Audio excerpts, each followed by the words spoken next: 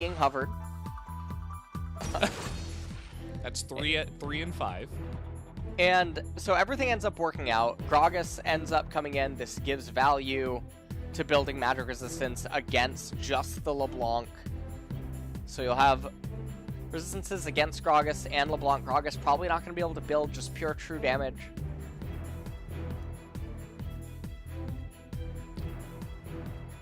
Yeah, and part of the reason why I was saying that I like Jace is that they have a lot of scaling components. The Jace should do pretty well into the Aatrox in the lane, and then once we get later on, they would like a decent amount of burst as well. There are a bunch of champions on Griffin's side that you can hook and immediately burst down, but Jace adds so much more burst potential. Not to mention poke. I mean, he's a champion that is known for his poke, but if you play against a good Jace in lane, you'll see his burst as well. And he certainly offers both of those options here in this fight. The poke especially good against a champion like Tahm Kench, who tries to stop, full-on engage. Yeah. So take a look at the team compositions one last time. Jace, Trundle, Azir, Kalista Blitzcrank versus Aatrox, Gragas, LeBlanc, Senna, and Tahm Kench. So a lot of pressure put onto UCal this game on that LeBlanc, as in the later stages, T1 again has more scaling, and some people might scratch their head because Senna versus Kalista dynamic, but everyone on the enemy team is, for the most part, pretty short range in close quarter combat, which means Kalista will be enabled and have a lot of value. Blitzcrank also has a lot of key targets that he can reliably hit and just delete. So Griffin doesn't have a very easy time posturing in the later stages of the game, and in terms of early game power, T1 has an edge in mid lane, they have an edge in bot lane. It should mean that likely early dragons go their way as well, which can equate to a very early soul capture for T1. Yeah, it is going to come down to what soul it is. The Ocean Soul, we thought would have a pretty massive... Oh, wait, I'm going to have to hold my thought here. The previous record was Score with 544 games. Faker has just now surpassed him, 545. So with this game, he is going to take the top spot. And if you look at the other names there on the list, you see Score, you see Prey, currently retired, Smeb, currently on break. Score, obviously, I didn't mention, but obviously retired. Gorilla, still playing. So is Cuvée, Kuro, Bang, and Tuzu, now a streamer. So just, highlight all the names there on that list, and just to highlight as well that Faker has taken that top spot. So congratulations to him. Yeah. And also really interesting, not a lot of mid laners on that list. Was an interesting little surprise right there. Mm-hmm. And as we're taking a look at the player runes right now, Scorch taken by Jace up there in the top lane against Aatrox. And Aatrox, he's going to get a lot of value out of the armor boots that can end up being picked up so early on. So even Cloth Armor Tier 1 boot recall is really good for him against the Trundle, the Jace, the Kalista in the later stages. Even the on-hit of the Azir later on, as Canan just doing a really good job at spacing and trying to zone off Hoya. But at this point, third wave is coming in. Now, this is where cheater recalls can be accomplished, but Canan didn't really trade super heavily early on, so he still has all of his corrupting potions. Looks like he's actually maybe even willing to try to stack 4 waves and then maybe look for a dive with Cuz.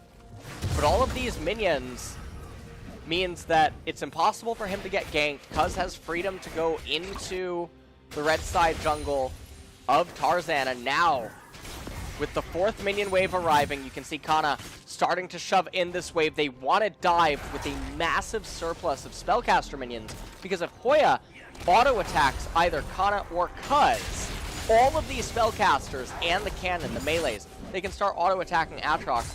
Doesn't look like they're actually wanting to commit to it, though. Yeah, so taking it slow and steady there. Cuz is going to steal away some of the Krugs instead and then back away. He's going to spot Tarzan now, and he should know exactly what his route is if he hits the tab. Learned that little neat trick from my good friend Snack. But yeah, I mean, you could see that he cleared the right side. He cleared red and Raptors, and that would be shown in the CS that he does have. So knows what exactly he did. He's able to go down there, take away that Scuttle Crab from Tarzan.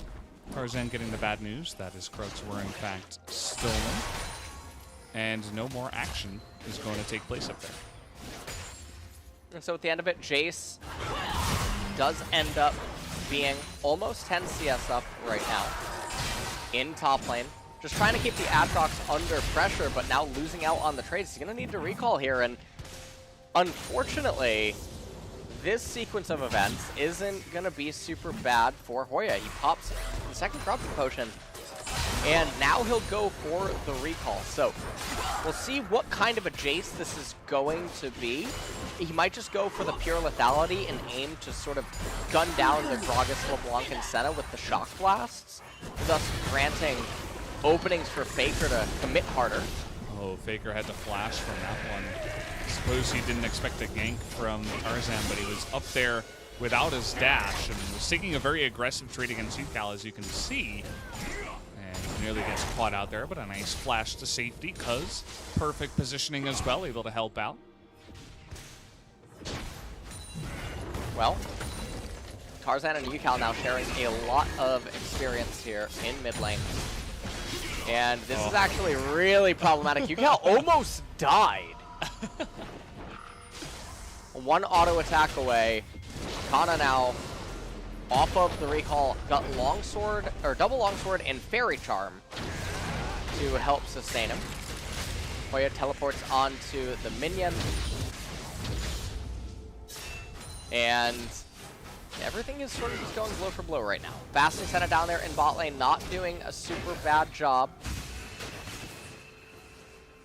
And Kana taking his time up here in top lane. It really, I'm starting to get feelings of game number 1, Valdez. Oh, that's good. I thought I was the only one. UCal freezing. I was a little bit scared. You know who actually did this in game 1 was Faker. We didn't talk about it too much, but he was getting pushed in a little bit, but he was able to freeze one wave and then slowly push from there. Denied a lot of XP from UCal in that game number 1. Yeah, and the thing is that if UCal immediately just shoved back the wave, Faker wouldn't have to use his teleport to get back into the lane. But ends up committing it because UCal threatening a permanent freeze. UCal also has the tier 2 boots. Now, on LeBlanc, you'll do this when you're anticipating your second blue. That way you can have the most damage possible while still having your mana sustain.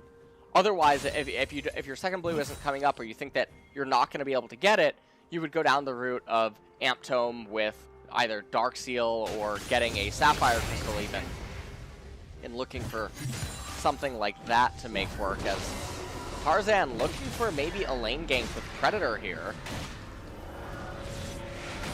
Probably not going to be able to find it. Trundle is in close proximity to the Infernal Dragon, as we are just going blow for blow across the board here.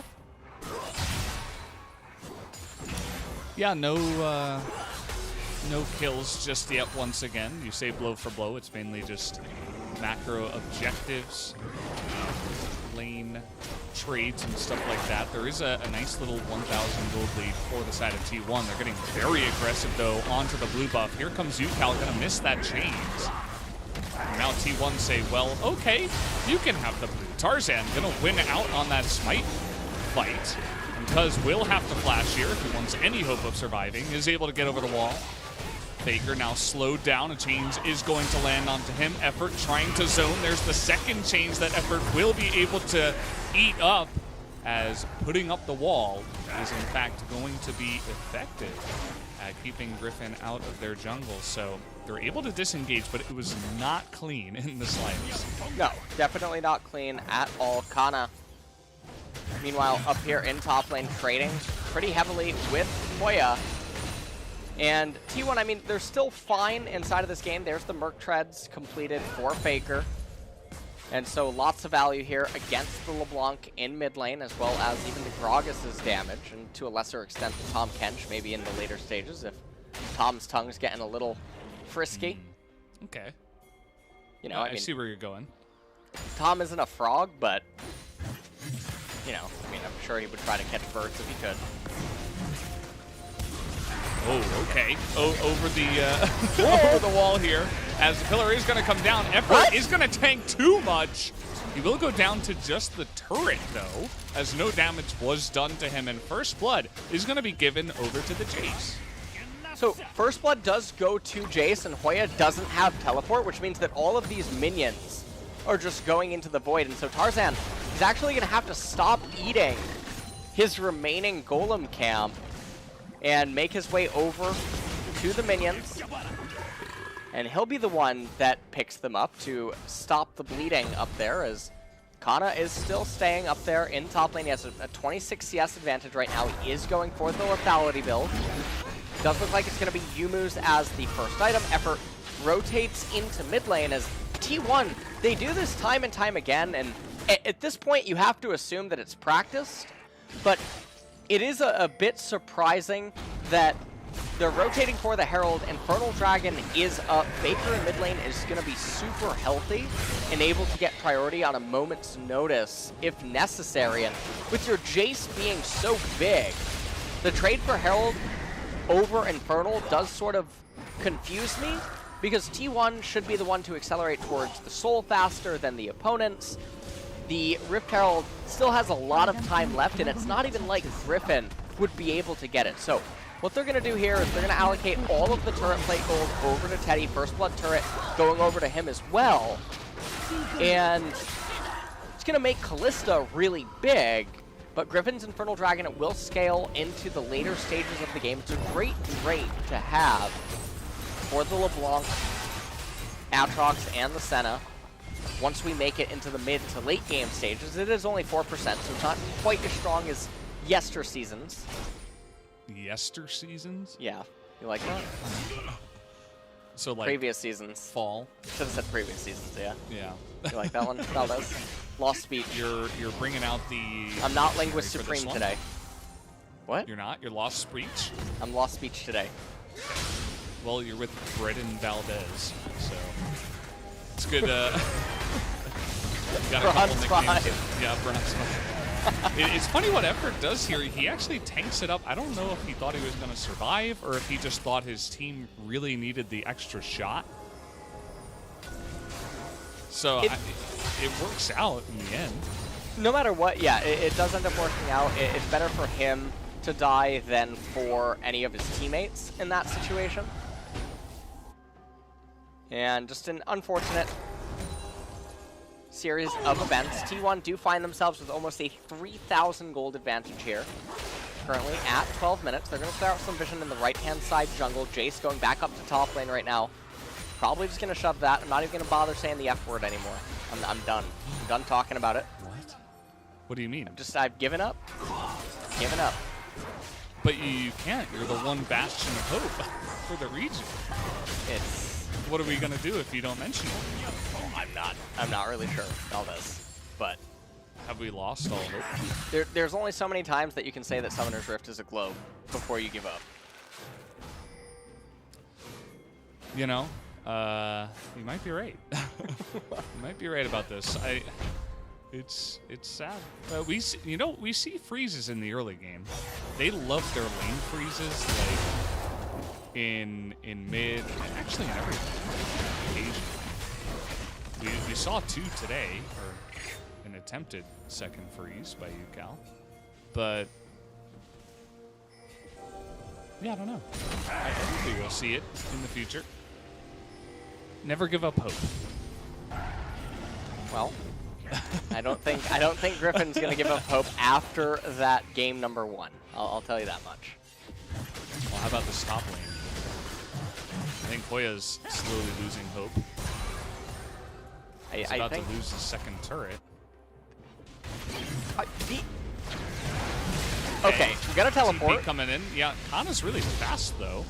But it is UCal on the LeBlanc, and unless the Jace can somehow burst him down, I don't think he's going to be having much fun. It's 3-on-1. He's going in for the play, but... Oh, my stream actually froze. I don't know if... That's a little bit awkward. I actually do not know what happened. Maybe you can take it away from here. Yeah, so Jace did end up dying.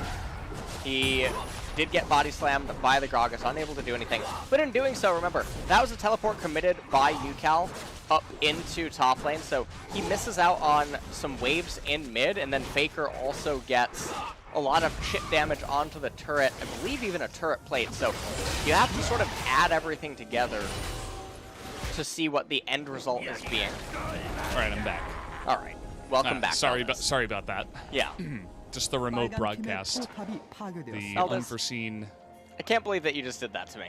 I can't believe that you just dropped that on me. You were the lone survivor. Listen, here's what I hope. You're the last one left. I hope that you order an iced coffee one day, and it comes out hot. Why would you hope that on anyone? Oh man, that's just cruel. I can't believe you. Yeah, well, here's the replay in case you didn't see it before. Fantastic. You like that? That's kind of what I expected. You felt like you missed out, right? You know, it was a lot of damage, and that's really all we like here at the LCK. Kind of just called their bluff and said, yeah, you're probably all in that brush. Found them all. And, you know, I don't actually blame Griffin for doing that. There's not much else, because, of course, they're not going to do the F word. They're not going to freeze. So, like, what else would they do rather than camp one of the brushes where they can catch someone who's also not freezing and just pushing? Well, they can play ping pong with the lanes, which I think, honestly, I think it's a good look for them. Yeah? You think they should do it very often? I'm wondering if this is maybe the sport that they play in their pastime. Yeah. It does seem like they are quite adept at it. You guys, Atlas was questioning yesterday, what are the... like, paddles. Yeah, they're paddles. Yeah, of course. Yeah. He didn't know that. I just How didn't does want he not know that? I thought he was an expert. Right, I didn't want to show him up, you know? In this game, I mean, he's been casting League of Legends for a while. Yeah, I can't even know he should know it's paddles. I mean, of course. Right? Like, League of Legends is ping pong. It's the same thing, so... got it. Yeah, it definitely, it definitely is a little bit perplexing. All right. Well, red buff not going to be able to be hooked by the Blitzcrank 4 minutes until the Mountain Dragon comes up. And this is giving me, you know, so we've been back now in round 2 for a little while, and LCK has been very different in terms of the pacings of the games, as well as just other stuff that's been going on with like draft mix-ups and whatnot. Now, it hasn't totally morphed, but this is honestly like going back to round number 1, where nothing happens, we wait some more, and then the chair breaks, and the chair breaking that you're waiting on is actually what causes the fight. Yeah. You wait, you go grab a bagel, maybe some coffee, and I know that there's what time is it what right kind now? of coffee? 6:45. I like my lattes. Okay. I like milk with coffee. Okay. It's pretty good. That's what I'm on nowadays. I'm not a big coffee drinker, but when I do, that's what I'll go for. All right, excellent. But there's definitely a couple of guys that are on the East Coast of America who are staying up at 5:45 a.m. I used to do that myself, and sometimes, you know, when the sun rose, I also rose out of my chair and went down to Dunkin' Donuts or some kind of shop and picked up a bagel and some coffee. Oh, right. I haven't had a bagel in actually a very long time. Now you make me want a bagel.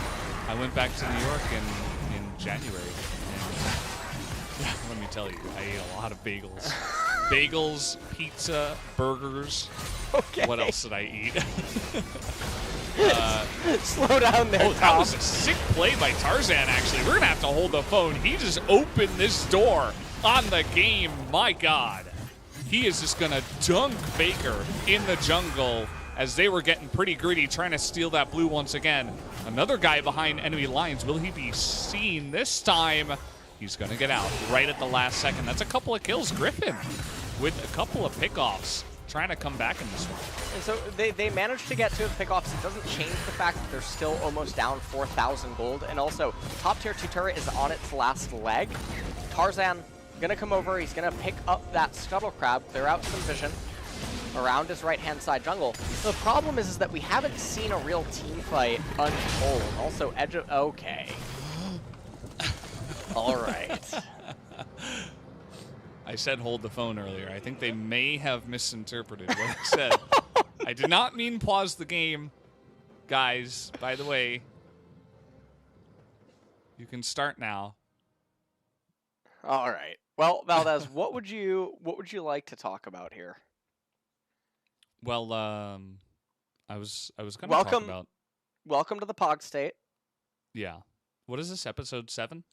This is actually the secret world, sort of like when you play Mario and there's the secret world. Yeah, yeah. Because we actually filmed the Pog State episode 5, and true. we did do that. It's just not out yet, or it is out, but not on YouTube. And now this is like episode 4.5. Okay, you see, I thought we did an episode last week where we had a really long pause. Nope, that didn't happen. That? Nope. No, you've already blocked that out of your mind. I don't recall. Okay, fair enough. Yeah. Perfect. I saw the Korean casters looking at the screen. I thought maybe we were going to get an update, but that's not the case. Yeah, I mean, I ate a lot of food when I went back to America. I gained, what was it, like 10 pounds, actually. That takes effort. Yeah, you know? That is, wow. Okay. Because I wasn't there that long this time. Yeah, how long were you there? Like 10 days? Usually I go for like 3 weeks. But this time I was like, well, I don't have much time. I need to fit all of my food into a much shorter time frame. You ate 35,000 excess calories. I mean, we were in America. It's easy.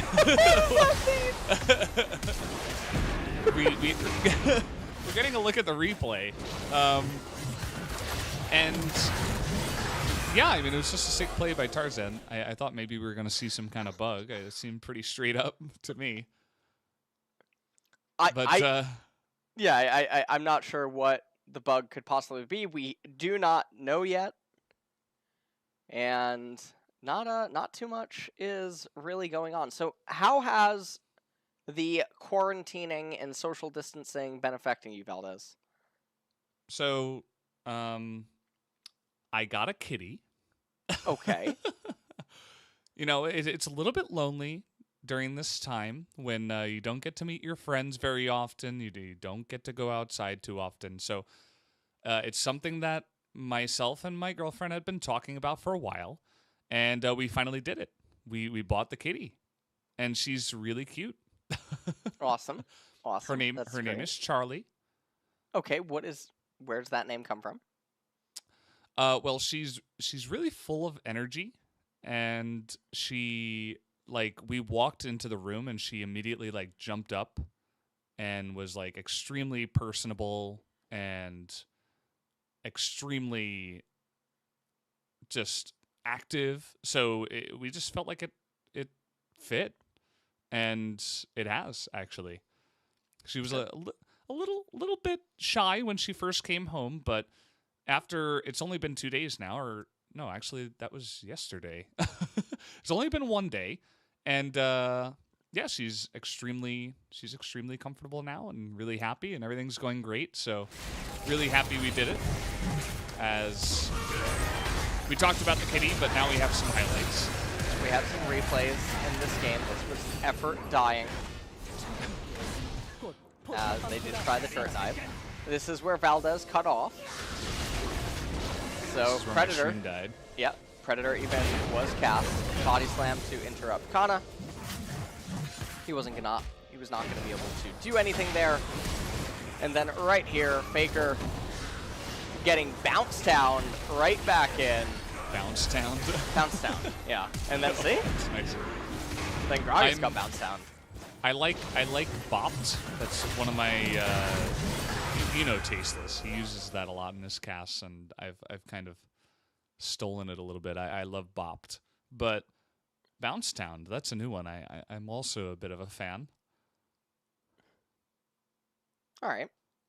I feel like you were making fun of me for saying Bounce Town right there. No, I like it. I really hope that your jungler takes your blue buff. I've seen much worse than that. I hope that your blanket falls off while you're sleeping.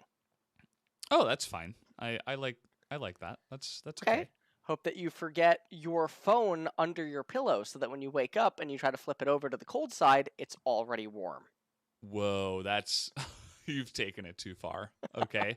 I was okay up until that moment. That's not okay. Hope you stub your toe. Whoa. Whoa. Hey, stop with the threats.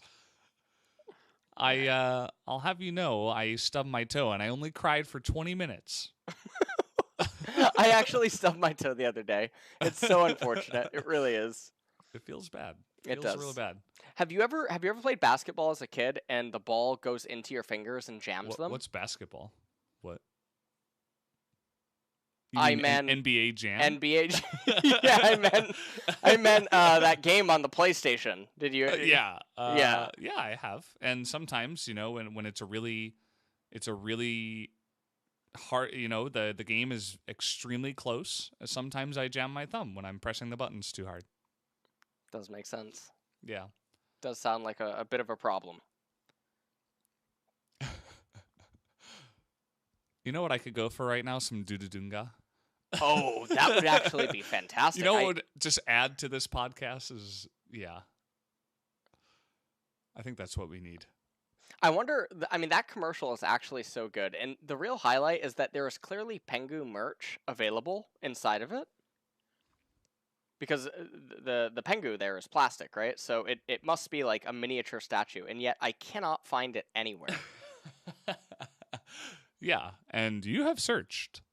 I have. You have searched. You're one of the guys. You like your merchandise. And somehow, that's like a $1 million idea. Imagine how many people would buy Pengu. Yeah. And we're talking Pengu figures, Pengu t-shirts. You can get a full body Pengu suit. Why not? You could even get a Pengu figurine. You could get like stuffed animal version, but also the one that's like, you know, it looks cool and stuff. He's like doing a pose.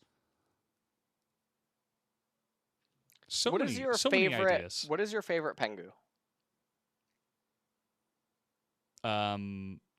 What are my options? I mean, the ones from TFT. I never used the Pengu. What? I used the digger guy. The guy with the shovel. You're not a fan?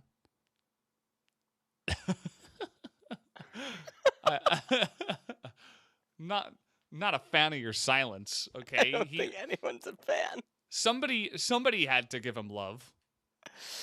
Mole Diver. He's trying his hardest too. All right. Yeah. I mean, I think that's totally fine. Valdez. Yeah, I think course. that is a really excellent choice. I just want to let you know that.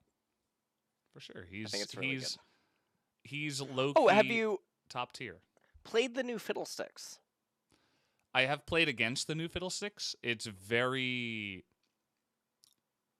I don't know, underwhelming. Right? It is. My initial impressions on day 1 and then on day 2 mostly kept realigning, where it feels like he actually has less utility than the old Fiddlesticks, even though he's slated to have more. The fear on all of his abilities feels really unreliable in terms of how often you can keep applying it. And his damage is so lackluster without his ultimate. And even when you have his ultimate, because of the way that Fiddlesticks has to itemize, it's not dealing insane amounts of damage. The silence on his E, also a bit weird. Obviously, his clear speed and his health inside of the jungle, it's really good, but he can't 1v1 anyone. And he has to run for the hills if anyone shows up. So he's really vulnerable to many, many things. And even his gank setup is a little bit awkward. His effigy, I really like it. I think it's awesome that Riot has like a unique mechanic inside of the game. Yeah. But it ends up feeling underwhelming once you start hitting the mid game and the late game. Yeah, it doesn't really feel like he does much then. I've been seeing a bunch of laning Fiddlesticks as well. Oh, we back? Is this League of Legends interrupting our podcast? Yeah, I actually can't believe the audacity of the broadcast. The nerve. Yeah, throws a curveball like this. They didn't even tell us. Yeah, I know. Pull up, Valdez. You gotta tell us what's going on. Well, I guess we're gonna have to watch some League of Legends. All right. We really haven't had much action. You know, I'm kind of sad we had the pause when we did, because Tarzan just pulled off this insane play. And now it kind of gets people out of that zone where they have all the focus on him. But he's 2-0. He has a cloak. I forget what that item is called for some reason right now. But the blue cloak is what I like to call it. And he already has his Runic Echoes finished. He's doing really well. 2-0. And he was one of the guys that had a really good game in the jungle in game number 1. So it feels like at least Tarzan and Viper have brought their A game to this series tonight. No, it really does seem that way. As Griffin, though, they are still struggling a little bit in this game to try to stabilize the gold deficit, as they are down about 3,500 gold. Oblivion Orb was picked up on Faker. And because an effort now down there at the Mountain Dragon, and this is really surprising. So T1 is actually going to be the ones that do end up getting it, and that is really valuable because several of their champions will build resistances. Azir will end up getting the Banshee Veil later on. Trundle obviously just going to be going to your tank, and then Jace, not sure if he will end up getting resistances, but I do think that picking up either a Guardian Angel or more Malmortier, or I can't even speak, a Maw would be really good considering that you have 3 Mountain Dragons and you're going to have that bonus HP. But we'll have to wait till later to... he's just checking out the landscape. He wanted to bring his friends for a second opinion. Yeah. Faker, he played, this is his second game for the season. He looked really good early on in game 1, and things have gone downhill since then. Don't know what's up, but that is the way it has gone. He's got to be a little bit less aggressive, I feel like. He's just like flying off the handle. Like you're never going to get that play onto a block. Unless he's in the shop, and then even then, it's like probably just going to double dash away and you're done. So, either way, you know, it's not like we were going to have any fighting during that time anyway, so he's totally fine. He's got his ultimate back, and ping pong resumes. Ping pong is resuming. Now, unfortunately, our podcast did stop, so true. I have to think of a name for it, because Atlas and we have the Pog State, but then our Pog State is secret. Our Pog State like is the secret. We're like Romeo and Juliet. You know, it's forbidden. Are we? I think so. You know? Is that where we're going with this? That is exactly where we're going with it. Forbidden love on the broadcast. That's what we can call it. Forbidden love. Sounds. Wow, what an excellent name for a podcast. Oh man. It's okay. I'm sure we're gonna have lots more episodes in the coming days here. if the meta continues to be the way it is. Well, T1 is 2.5 minutes away from another Mountain Dragon capture, as we are just playing ping pong over and over and over and over. So this is definitely a bit surprising, as Blade of the Ruin King and Runon is on Teddy right now. I think he's going to be going for what? Okay. Oh, the flash in. They get Tom, but he's got a lot of health, and now Effort has to be pulled back. LeBlanc in the back here trying to go down onto Teddy, but UCal has to flash away. Meanwhile, there's the blitz in the front line, but immediately just bursts down is going to be the Senna, as Jace was the one member on the side of T1 that was really building up the items, and you can see just how much lethality he has right now. Just able to explode the Senna right away and take down this turret. Yeah, and it looked like Viper didn't even know what to expect as the Shock Blast was coming in. Sun Turret still going to be there in mid lane. That LeBlanc looked invisible. That was really interesting as she was teleporting. UCal, Remake? Yeah, is going to be able to get the top tier 1 turret. Let's take a look at this one more time. So they go for the pull on the Tahm Kench. No one hits the turret. So Cuz actually takes a couple of turret shots, and they can't go on forward. Now Kana, watch his Shock Blast right here, right into the Tahm Kench and the Senna as well. You know, I think Viper autoed the minion by accident.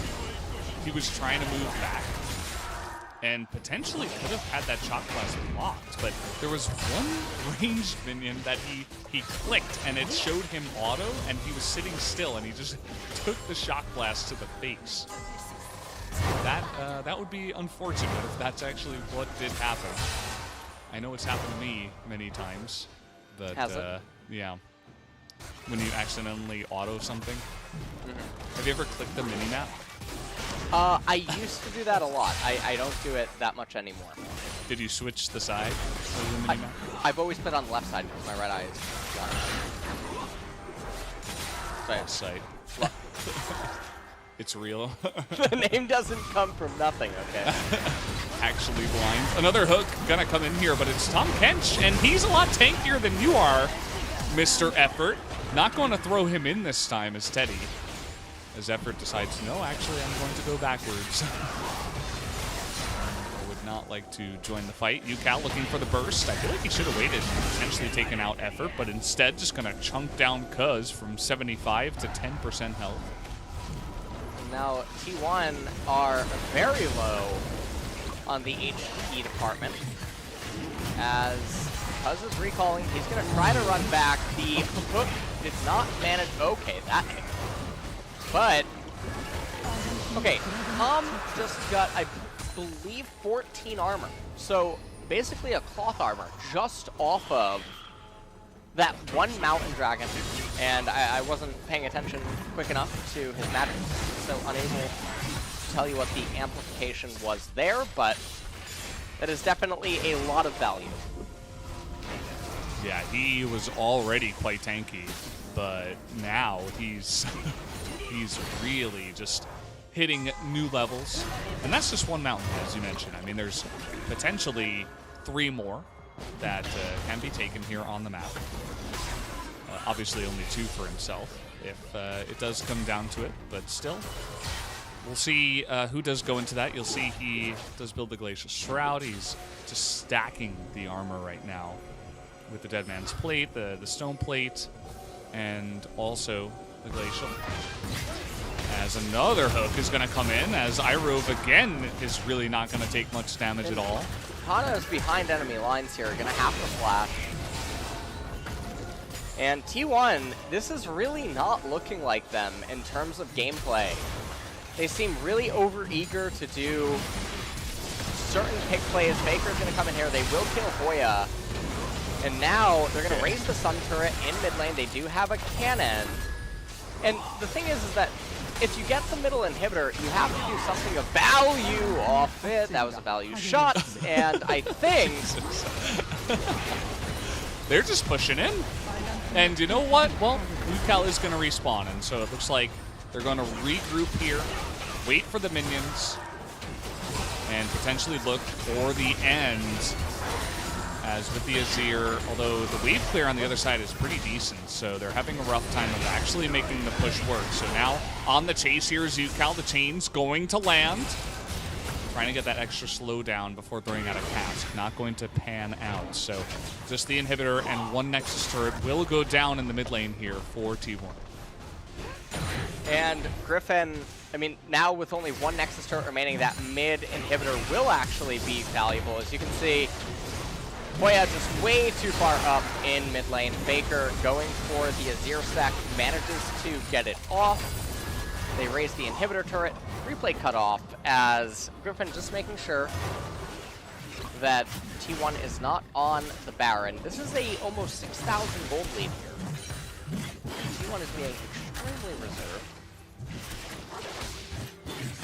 And after game one, I don't blame them too much. Like, they were playing pretty reserved and passive and careful in game number one, and then they just kind of threw it away. So imagine if they lost that way twice in a row to the 10th place team. That would be the worst feeling probably that they would have experienced in this entire split. So they want to try to avoid that. I'm sure they feel like the better team in this matchup. And they want to try to take a clean win in game number 2 here to bring this to 3 games. They do have Callista Azir, which is pretty insane at taking Baron. Not to mention Jace, and even Trundle is, you know, he's not building damage, obviously, but he's got the Q to go for auto attack resets. They have a really fast Baron. So it's definitely something that Griffin have to be careful of here. They are posturing around. They're playing so reserved right now, both parties. As T1, they rotate up the top. Okay, well, that's a hook. Another hook onto Tom. He really doesn't seem to care. Kana trying to come on in here. They are going in this time, though. Tom is going to go down. Flash has to come out of here from Tarzan, but he will not bite the dust. As Hoya looking for that knockup onto Faker. Yukal trying to find the back angle, but it is not going to pan out here, as now they will look to push down the top side and potentially even down mid, as they have some super minions now. Yukal is on cooldown for just a little bit. He doesn't have the Mimic available. And I think that they're trying to raise the turret. Another pull. Flash in. Yeah, they're going to get Tarzan this time around. And now Teddy is just frontlining here. And this should absolutely be the game. As trying to get into the back line there was Hoya, but he is not going to be able to do it all alone. GG T1 will take game number 2 and bring us to 3 games.